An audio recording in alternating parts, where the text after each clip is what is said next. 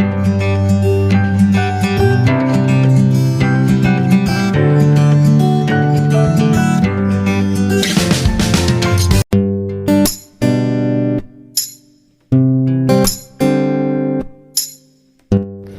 Friends, அனைவருக்கும் வணக்கம். இந்த vlog வந்து நான் 2 டேஸாக ரொம்ப பிஸியாக இருந்தது உங்கள் கூட ஷேர் பண்ணியிருக்கேன். இந்த பெட்டெல்லாம் எப்போவுமே நம்ம வீட்டாண்ட வண்டியில் விற்றுட்டு வருவாங்க, பார்த்துருக்கீங்களா? பழைய பெட்டு எடுத்துன்னு புது பெட்டு கொடுப்பாங்க.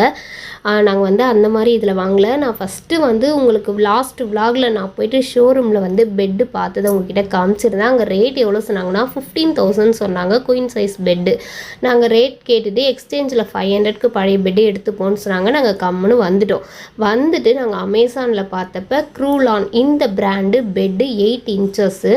இதுவுமே ஃபோம் பெட்டு தான். எவ்வளோன்னு பார்த்தீங்கன்னா 10,000 தான் போட்டிருந்தது.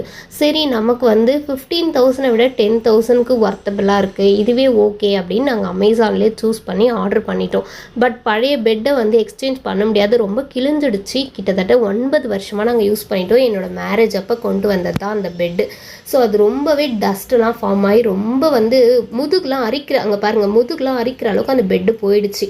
ஸோ அதை நம்ம எடுத்துகிட்டு போய் தூக்கி போட்டுடலான்னு சொல்லிட்டு இது வரைக்குமே இந்த 9 வருஷத்தில் நாங்கள் ஏசியே போட்டதே கிடையாது. ஏன்னா எங்களுக்குமே ஒத்துக்காது. ரூமில் வந்து நம்ம கபோர்டு எதுவுமே க்ளோஸ் பண்ணல, அதனால் ஏசி போட்டால் அந்தளவுக்கு வந்து இங்கே வந்து வோல்டேஜ் ப்ராப்ளம், ஃப்ளக்சுவேஷன் ஏசிக்கு வந்து எடுத்து கொடுக்காதுன்ட்டு மோஸ்ட்லி நாங்கள் அதை அவாய்ட் பண்ணியிருந்தோம்.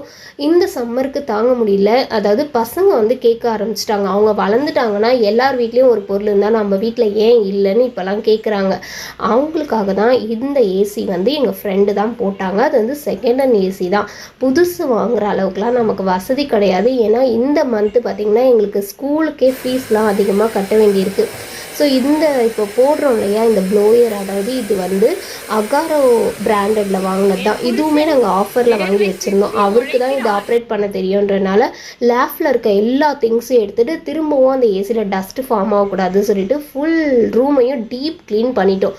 நானும் என் தம்பி, என் ஹஸ்பண்ட் 3 பேரும் சேர்ந்து க்ளீன் பண்ணிட்டோம். பசங்க வெளியே வந்து விளையாடிட்டு இருந்தாங்க. ஸோ அன்னைக்கு வந்து வந்தவங்களுக்கும் சரி லஞ்ச் எல்லாமே செஞ்சு சாப்பிட்டு அவங்க கிளம்பிட்டாங்க. மோர் குழம்பு, வடை, சாதம், ரசம், காலிஃப்ளவர் பக்கோடா மத்தியானம் செஞ்சு அவங்களுக்கு சாப்பாடெலாம் போட்டு அமிச்சோம். அதுக்கப்புறம் ஈவினிங் இருந்த கொஞ்சம் மாவில் ரொம்ப டயர்டாக இருந்ததே சொல்லிட்டு காஃபியும் வடையும் வீட்டிலே செஞ்சு சாப்பிட்டு அன்றைக்கி ஈவினிங் அப்படியே எல்லாரும் படுத்துட்டோம். அவ்வளோ டயர்டு. அந்த புதுசாக வாங்கின பெட்டை ஓப்பன் பண்ணி அதை போட்டு இந்த பெட் ஸ்ப்ரெட் வந்து நான் பாரிஸில் வாங்கியிருந்தேன். அதையும் உங்களுக்கு நான் காமிச்சிருந்தேன். காட்டன் பெட் ஸ்ப்ரெட் 450 ருபீஸ் சொல்லியிருந்தேன். நான் எந்த பொருளுமே மோஸ்ட்லி நான் அமேசான்லலாம் வாங்க மாட்டேன், நேரில் போய் பார்த்து தான் வாங்குவோம். நாங்கள் ஃபஸ்ட்டு நேரில் போய் பெட்டை பார்த்தோம். அங்கே அதிகமாக இருக்குது, அதை விட பெஸ்ட்டாக நமக்கு நல்ல குவாலிட்டியில் அமேசானில் இருக்குதுன்னு வாங்கிட்டோம். வீட்டை க்ளீன் பண்ண திங்ஸ்லாம் வெளியே எடுத்து வச்சு குப்பையெல்லாம் கொளுத்திட்டு வாசல்லாம் பெருக்கிட்டு கோலமாவு வந்தது கையோட கோலமாவு வாங்கினேன்னா உடனே அரிசி மாவு என் தம்பிட்ட அரைச்சிட்டு வர சொல்லிடுவேன். வீடை க்ளீன் பண்ணுறதுக்கு முன்னாடி வீட்லேயே வந்து அரிசி மாவையும் கோலமாவையும் தரையில் கொட்டி கலந்து பக்கெட் ஃபுல்லாக ஃபில் பண்ணி 1 மந்த்துக்கு தேவையானதை ரெடி பண்ணி வச்சுக்குவேன். எப்போல்லாம் நான் வீட்டில் இருக்கணும் என்னோடய வீட்டு வேலையை நான் பொறுமையாக செய்வேன், ஆனால் கரெக்டாக செஞ்சு முடிச்சிடுவேன். என்னோடய வீடியோஸ் ரெகுலராக பார்த்துட்டே வந்தீங்கன்னா நம்ம வேலையை நம்ம உட்காந்தோம்னா அந்த வேலை ஆகாது. இதை முடிச்சுட்டு உட்காரலான்னு நினச்சிங்கன்னு வைங்களேன், ஒரு வேலையை முடிச்சிடுவீங்க. இதுதான் என்னுடைய கோல பக்கெட்டு. இது கோலமாவை அந்த ஸ்டென்சில்ஸு எல்லாமே வச்சுருப்பேன். இந்த ஒர்க் முடித்ததுமே காலையிலே டிஃபன்லாம் முடிஞ்சிடுச்சு. பாத்திரம் தேய்க்கணும், வீடு பெருக்கணும், துணி எல்லாமே காலையிலே மிஷினில் போட்டு காய போட்டும் வந்துட்டேன். ஸோ வீட்டெல்லாம் க்ளீன் பண்ணிவிட்டு பெட்ஷீட்டு அதெல்லாம் மடித்து வச்சுட்டு அதுக்கப்புறம் இவங்க 2 பேரையும் குளிக்க வச்சு கிளாஸ்க்கு அனுப்பி விட்டாச்சு. இவங்க வீட்டில் இல்லைன்னா நான் வீட்டை டீப் க்ளீன் பண்ணிவிடுவேன். ஸோ அதுக்கப்புறம் நமக்காகவும் சில டைமை நம்ம ஸ்பெண்ட் பண்ணணும் இல்லையா? இந்த ஃபேன் தான் இத்தனை நாளாக எங்களுக்கு கை கொடுத்த தெய்வம். ஏன்னா இந்த ஃபேனும் மேலே இருக்க ஃபேனும் போட்டுருந்தா நாங்கள் படுப்போம். ஆனால் அந்த அளவுக்கு எங்களுக்கு காற்று பத்தாது. இது சின்ன ரூம் தான், ஒரு மாதிரி குடோன் மாதிரி இருக்கும், காற்றே ஹீட்டாக வரும். ஸோ அதன் காரணமாக தான் நாங்கள் வந்து ஏசியே போட்டது. வேறு ஒரு காரணம் எதுவும் இல்லை. ஏசி இல்லை என்று எல்லார் வீட்லேயுமே ஏசி இருக்குது. இந்த அக்கா எப்போவுமே ஜாடி விற்றுட்டு வருவாங்க. உங்களுக்கு தெரியும், நான் ஷாப்பாண்ட இருக்கும்போது கூட வாங்குவேன். கரெக்டாக நம்ம வீட்டாண்ட வந்தால் தண்ணி கேட்டாங்க, கொடுத்தேன், குடிச்சிட்டு கிளம்பிட்டாங்க. வாங்கலையாமான்னு கேட்டாங்க, வேணாம் சொல்லிட்டேன். ஸோ அப்படியே வந்து இந்த வீட்டெல்லாம் பெருக்கி குப்பையில் எடுத்து போய் டிஸ்போஸ் பண்ணிவிட்டு அந்த குப்பையை காலையிலே நேற்று க்ளீன் பண்ண எல்லாத்தையுமே எடுத்துகிட்டு போய் கொளுத்தி விட்டேன். ஏன்னா அது காற்றுல பறந்து அடுத்தவங்க வீட்டாண்டெல்லாம் போவேணான்னு சொல்லிட்டு எல்லாத்தையும் க்ளீன் பண்ணிட்டேன். நம்ம சோம்பேறித்தனமாக இருந்தால் நம்ம வீட்டையும் சரி எதையுமே அழகாக வச்சுக்க முடியாது. நம்ம இறங்கி செய்யும்போது தான் நம்ம கூட ஹெல்ப்புக்கு எல்லாருமே செய்வாங்க. இப்போ நான், என் ஹஸ்பண்டு, என் தம்பின்னு 3 பேரும் நேற்று காலையிலேருந்தே பார்த்திங்கன்னா நைட்டு வரைக்கும் வேலை செஞ்சதுனால தான் ஹாலு, கிச்சன், பெட்ரூமு எல்லாத்தையுமே டீப்பாக க்ளீன் பண்ணி ஒட்டடை அடித்து எல்லாமே பண்ணோம். ஒட்டடை பார்த்திங்கன்னா அதாவது நம்ம ரோட் சைடு வீடு இருக்கிறதுனால ரொம்ப டஸ்ட் ஆகுது. 2 month ஒன்ஸ் நாங்கள் ஒட்டடை அடித்தாலுமே நிறைய ஒட்டடை சேருது. அந்த லேஃப்டெல்லாம் நாங்கள் க்ளோஸ் பண்ணிட்டோம்னா பரவாயில்ல, அதுக்கு கபோர்டு ஒர்க் பண்ணோன்னா அதுக்கு ஒரு அமௌண்ட் எடுத்து வைக்கணும். எதுவுமே நாங்கள் பிளான் பண்ணி தான் பண்ணுவோமே. இது கூட பார்த்திங்கன்னா கொஞ்சம் கொஞ்சமாக காசு சேர்த்து வச்சு தான் வாங்குகிறோமே. ஸோ வீட்டை ஓரளவுக்கு டீப் க்ளீன் பண்ணி பெட்ரூமில் பெட்ஷீட்லாம் மடித்து க்ளீனாக வச்சுட்டேன். ஸோ இதுக்கப்புறம் நம்மளையும் நம்ம கேர் பண்ணிக்கணும். நான் வீட்டில் சாட்டர்டே சண்டேஸில் மட்டும் என்ன நான் கேர் பண்ணிக்குவேன். எப்படி சொன்னிங்கன்னா ஹேர் கேரு, அந்த ஃபேஸ் ஏதாவது ஒன்று ஃபேஸ்க்கு வந்து போடுவேன். அதுக்கப்புறம் முடிக்கு வந்து நல்லா ஆயில் அப்ளை பண்ணி ஊற வச்சு தலைக்கு குளிப்பேன். கையோட ஆர்ஓவில் இருக்கிற தண்ணியே நான் தவளையில் பிடிச்சி வச்சுக்குவேன். ஏன்னா எப்போ வேணால் கரண்ட்டு போயிடும், அப்போ ஆர்ஓவில் தண்ணி ஃபில் ஆக லேட் ஆகும்னு சொல்லிட்டு அந்த ஆர்ஓவில் பிடிச்சி வைக்கிற தண்ணி வந்து பசங்களும் குடிப்பாங்கன்ட்டு பிடிச்சி வச்சுருவேன். கீழே தவளையில் வச்சோம்னா அவங்க மொண்டு குடிச்சிருவாங்க. இது சம்மர் சீசனு, தண்ணி தாகம் நிறைய வரும். அப்பப்போ அம்மா தண்ணி வேணும் நான் ஜார்லேயும் பிடிச்சி வச்சுருவேன். அவங்க வந்து என்னை கேட்கவே மாட்டாங்க, அவங்களே குடிப்பாங்கன்னு சொல்லிட்டு. ஸோ கையோட சாதம் வச்சுருக்கேன். நேற்று வச்ச ரசமே இருக்குது. மத்தியானம் இன்றைக்கி அமாவாசைன்றனால ரொம்ப சிம்பிளாக தான் ஏதாவது சமைப்போமே, நான்வெஜ் கிடையாது. அப்படியே என்னோடய ஸ்கின் கேர் பண்ணலான்னு சொல்லிட்டு நான் எந்த பர்பிள் ஆப்லேயும் உங்களை இந்த பொருள் வாங்க, இந்த டிஸ்கவுண்ட் கிடைக்கும், நீங்கள் இப்படி கலர் ஆகிடுவீங்க அப்படிலாம் நான் சொல்ல மாட்டேன். நான் வந்து இதுதான் என்னுடைய அழகு குறிப்புக்கான ஒரு பொருள். என்னன்னு பார்த்தீங்கன்னா இதில் எல்லாமே போட்டிருக்காங்க. அதாவது கஸ்தூரி மஞ்சள், நார்மல் மஞ்சள், அதை கிழங்கு மஞ்சள் சொல்லுவாங்களே அது, வசம்பு, உளுத்தம்பருப்பு, பாதாம் பருப்பு, முந்திரி பருப்புன்னு என்னெல்லாம் போடணுமோ எல்லாமே போட்டிருக்காங்க.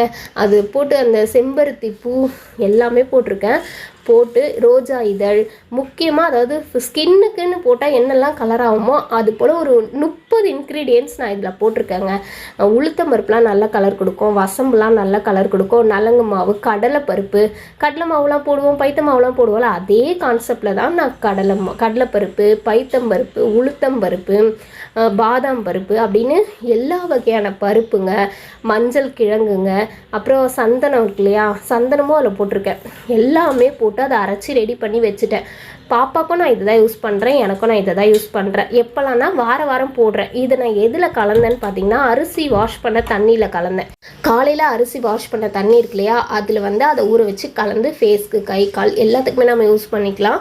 ஸோ சாதம் வடிச்சிட்டு ரசம் இருக்குது, இதுக்கப்புறம் பொரியல் மட்டும் செஞ்சு அப்பளம் பொரிச்சிக்கினேன்னா வேலை முடிஞ்சிச்சு. இந்த ஏசி பார்த்தீங்கன்னா செகண்ட் ஹேண்ட் ஏசி தான், 18,000 நினைக்கிறேன். அவர் தான் பே பண்ணார், அதனால் எனக்கு தெரியல. ஸோ இதுக்கான ஸ்டாண்டு, அதாவது கூலி எல்லாமே சேர்த்து தான் சொல்லியிருக்கேன் நான். ஸோ இதோட வந்து இந்த விளாக் கண்டிப்பாக உங்களுக்கு யூஸ்ஃபுல்லாக இருக்கிறதா நான் போடுவேன். மேட்டெல்லாம் ரொம்ப நாளாக துவைக்கல, அதை மிஷினில் வந்து அந்த மண்ணோட போடக்கூடாது, நல்லா ஊற வச்சு கையிலேயே அலசிட்டு ட்ரையரில் போட்டு எடுத்துடலான்ட்டு அதை ஊற வச்சுருக்கேன். ஒரு பழைய பெட்ஷீட்டை கட் பண்ணி வாசல் கிட்டலாம் போட்டு விட்டுட்டேன். இப்போ நான் மூஞ்சி வந்து நல்லா ஒரு 10 நிமிஷம் ஃபேன் காற்றுல காய வச்சுட்டு வந்து நீங்கள் வாஷ் பண்ணிங்கனாலே போதுங்க. இதுவே உங்களுக்கு நல்ல சேஞ்சஸ் தெரியும். உங்களுக்கு வந்து இப்போ நீங்கள் ஒரு வாரத்தில் ஒரு நாள் ஆயில் அப்ளை பண்ணி நல்லா தேங்காய் எண்ணெய் அப்ளை பண்ணிவிட்டு கூட குளிக்கலாம், நல்லது தான். ஸோ பசங்களும் கிளாஸ்லேருந்து வந்துட்டாங்களா, இதுக்கப்புறம் இவங்களை மேய்க்கிறதுக்கே டைம் கரெக்டாக இருக்கும். இவங்க 2 பேரும் வந்து கலரிங் கிளாஸ் போவாங்க. எவ்ரி சாட்டர்டே சண்டே ஏதாவது ஒரு ஹாபி கிளாஸ் போடணும் அப்படின்னு சொல்லிட்டு இந்த சம்மர் ஹாலிடேஸ்க்காக நான் போட்டிருக்கேன். ஸோ இவங்க வந்ததுமே அவங்க அங்கே என்னெல்லாம் பண்ணாங்க, என்னெல்லாம் வரைஞ்சாங்க, சார் என்னெல்லாம் சொன்னாங்க அப்படின்னு என்கிட்ட வந்து டிஸ்கஸ் பண்ணுவாங்க. ஸோ பாப்பா வந்து சூப்பராக பண்ணுவாள்.